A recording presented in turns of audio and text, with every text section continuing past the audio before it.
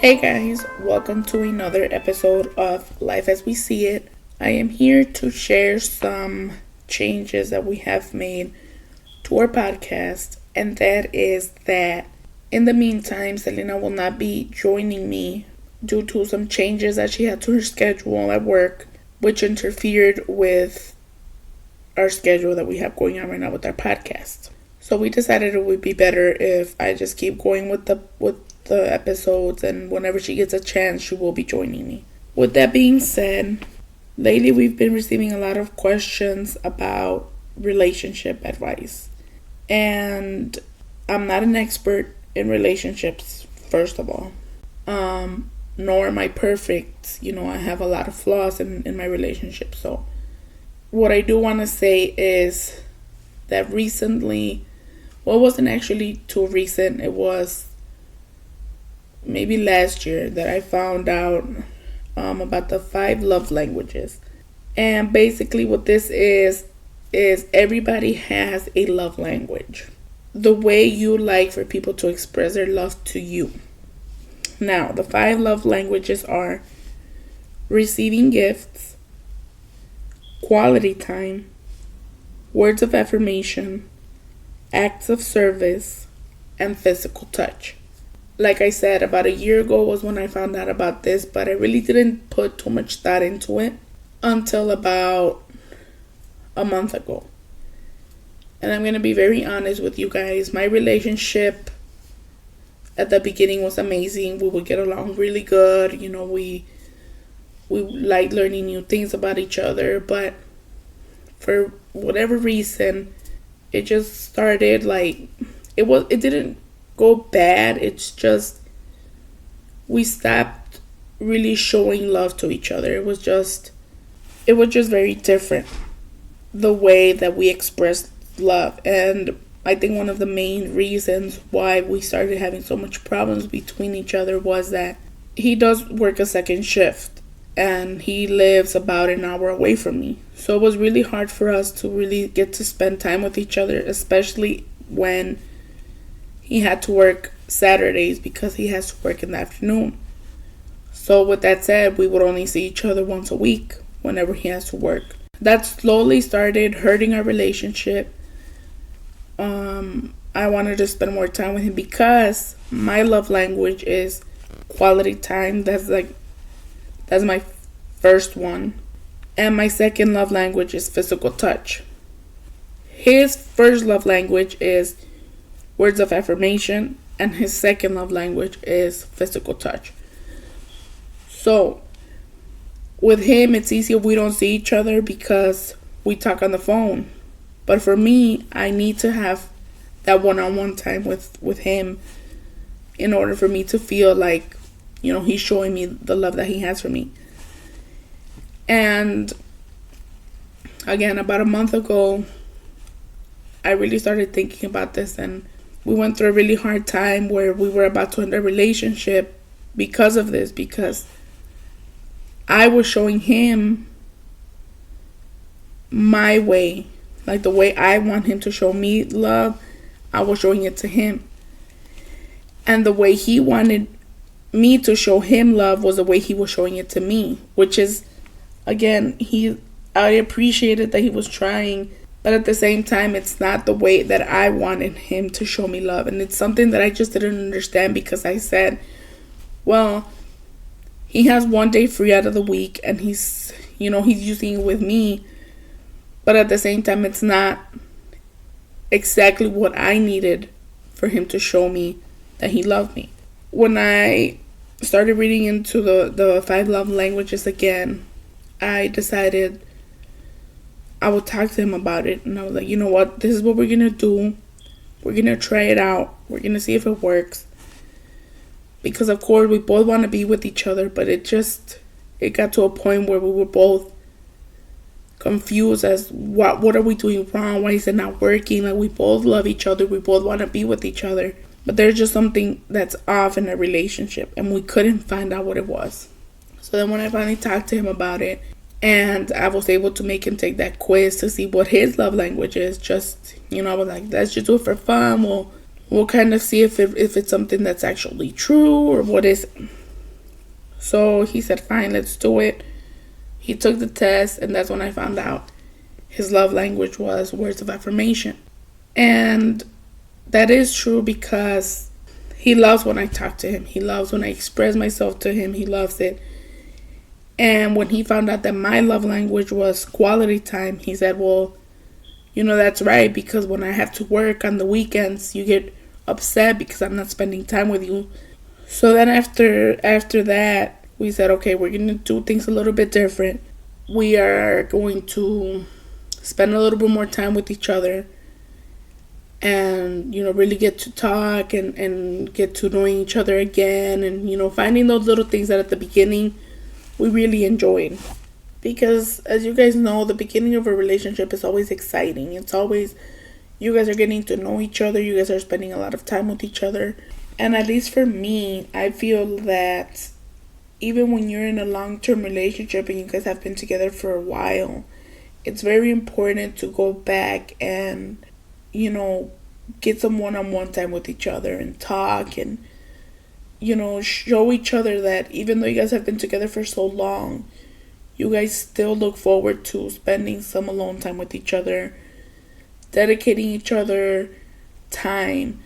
I also encourage you guys to go, type in Google 5 love languages quiz or test, and take it and see if the results that you guys get are actually true to you guys. Because I had my sister do it, and Anna said that what her love language, I believe, was words of affirmation, and that for her it is true. So that's already 3 people, including my sister Anna, myself, and my boyfriend, that we took that test, and we think it's very true. And again, not everyone is going to have just one of these. Like for me and my boyfriend, our second love language is physical touch. We like to know that, or we like to feel each other, we like to hug each other. And, I know for a lot of people that's not what they like or whatever, but for us, that's something that we like to do, and there's nothing wrong with it. And if you guys don't like to do it, that's also, there's nothing wrong with it. But I do encourage you guys to go and take this quiz, this test, with your partner as well, and figure out what each other's love language is. And I promise you, it won't make, a difference overnight, but if you guys work on it and if you guys do everything you can to show your partner whatever their love language is, to show them that way that you love them, it is going to make a world of a difference. Again, the 5 love languages are receiving gifts.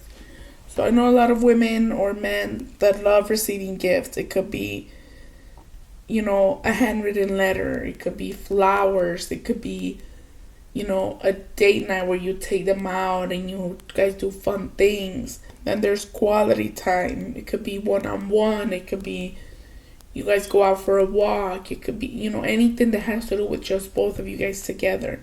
Words of affirmation. Let them know you're proud of them. Let them know that you're thankful because, because they cooked for you, or you're thankful because they cleaned the house for you. That you're thankful because they went out and they worked their ass off to provide for your family. Those are words of affirmation. Acts of service. It could be you saw that they cooked, so you wash the dishes. You see that they always wash your clothes, so for a change, you're going to wash the clothes.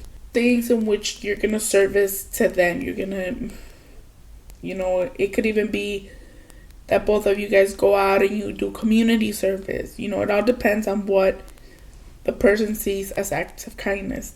And then the last one is physical touch. So it could be, holding hands. It could be kissing them on the cheek. It could be hugging them. It's small things that I feel like can really make a difference. Now, the reason why I decided to make this episode is because one of the messages that we received was someone asking, they wanted to stay anonymous, so I totally respect that, was that they were asking, when you're in a relationship, how do you do it to end a fight or to stop a fight from getting worse? And what I've learned in this past month of trying out this love language solution was when you guys come to a disagreement, because of course, if two people are not the exact same person, they don't have the exact same point of views on things, they don't like the exact same thing, there's gonna be fight. And what I've learned to do was hold back from saying a lot of things, and not, like, if he's hurting me or if he's saying something that's hurting me, not keep it to myself. But I do encourage that you guys let the other person speak first. Let them speak, let them take everything out. Listen to what they're saying, because a lot of the time what I've seen is that we listen to attack and we listen to have a response to what they're saying, and we're not actually listening to understand. We're not listening to make sure that we understand their point of view. And it's happened a lot of times with me where, we were fighting and he was trying to explain something to me, and then I just started talking over him and he would talk over me, and we were just not getting anywhere. So these past weeks that I've seen him, where if we have a disagreement, I let him talk. He talks it out, then I let him know my point of view. Then we just come to an agreement, and it's been easier for both of us, because from a month ago I've seen major growth now. Because even though you guys have heard me say in the previous episodes that he loves hanging out with one of his friends, he has a best friend and they love hanging out. And so what we've done is we hang out with his friend and his girlfriend. So we do double dates almost every weekend. And like I said, my love language is quality time. So it really affected me getting back the love the way I wanted to get it, the way I wanted to receive it. Because we were always, socializing with his friend and his girlfriend. Now, since I told him, that's the way I wanted to receive love, we've been able to, we first go to our thing, we hang out, we have fun together, and then we go out and we hang out with his friends. So it's kind of a balance. We do what I want to do, we do what he wants to do, and that way we're very happy. Now, I'm not saying that we're never fighting. Of course we argue, because like I said, we're not the exact same person. But that does help with making sure that we keep fights to a minimum. And again, when you're fighting with someone, don't listen to attack. Listen to understand. I find it very, I feel it's like a heartwarming feeling when I can express to him the way I'm feeling without him getting mad. And I know that it's the same for him when he's mad and he has something to tell me that, something that I did that he saw wrong. And we can communicate without having to end it in an argument. It's such a relief. It's such a nice feeling that you feel safe. You feel safe letting the person know that what they're doing is affecting you, and you know that they're not going to get angry about it, So I think that's, it's very important. So for the person who asked that question, just make sure that you both listen to each other and that you both try to understand each other's point of views. Now, I'm not saying go out and say, okay, I understand you, but I'm still right. Don't do that. Just understand them and find a halfway point where you guys can both agree to something. And if it's just impossible, there's nothing, just agree to disagree and move on. Because it's so much better to be happy with your partner. It's so much more fun. You guys get to enjoy each other more than if you guys are just angry at each other all the time. And like I said, I'm not an expert in relationships. My relationship has a lot of flaws still. But what I want you guys to get from this is work on building up your relationship. Another thing is, make sure you guys tell your partners how proud you guys are of whatever achievements they have going on in their life. Now, another question that we got was, how do you know the difference from your significant other being the jealous type, or just being someone who's extremely controlling? The way I would say it is, if you see that it doesn't become abusive, it could be, mental, physical, or emotional abuse, if you go to your boyfriend and you tell him, a guy tried to holler at you, and you can see when they get jealous, you can see. I think when it becomes controlling is when they start asking, who is that guy? Do you know him? Why would he come up to you? What were you wearing that he decided to come up to you? If they start to kind of turn the situation around and they start wanting to blame you for someone else, trying to say that you're pretty or trying to holler at you, that's when I feel like it's becoming more controlling. A lot of the time, guys won't let you go out alone anymore. If you tell them that someone said you're pretty, they'll always want you to be with someone. Or if they're constantly asking you, what are you doing? Where are you? Who are you with? That's more controlling. That's no longer someone who's jealous. That's it's no longer jealousy. It's someone who's very insecure about themselves, first of all. And then they want to go out and control what you're doing, how you're dressing, and all of that, so that nobody else looks at you. I just feel like most people will be a little bit jealous. I myself know I'm jealous. I know my boyfriend is a little bit jealous. And I think it's normal to have a little bit of jealousy. It's completely normal for me. Because obviously you don't like to think that the partner you have now might end up with someone else because someone else flirted with them and they, whatever the case may be. You don't like to think about that. But then there's other people who say, if you're not going to be with me, you're not going to be with nobody. And then that kind of starts becoming scary because they're not only jealous, they're controlling. They're trying to control the way your life is going to end, basically. And I think it's really stupid for a guy to say things like, if you're not going to be with me, you're never going to be with anybody. Or when they try to, I think this is going to turn into, or I might do another podcast about this, but when they start trying to control your mind, when they start trying to, and a lot of, I don't know about women because I've never dated a woman, but I can say about men, a lot of men have this way about them, or at least the men I've dated have this way about them, where they kind of sneak into your brain to control you, to make you do the things that they want to do, but make it seem like you're the one who wants to do them. I hope I'm making sense. But I feel like if you have to ask yourself if he's jealous or controlling, that's when you know there's a little bit of a problem. That's when you know that things are getting a little bit way out of hand, if you have to ask yourself if he's controlling. So really analyze the situation and make sure that you know how much you're worth. And don't let someone else's jealousy bring you down. Ever. Of course, people are going to want to talk to you. I think all women are beautiful. And there's always, going to be 3, 4, 5 men wanting to date you, no matter how you look. Men, there's all types of men for all types of women.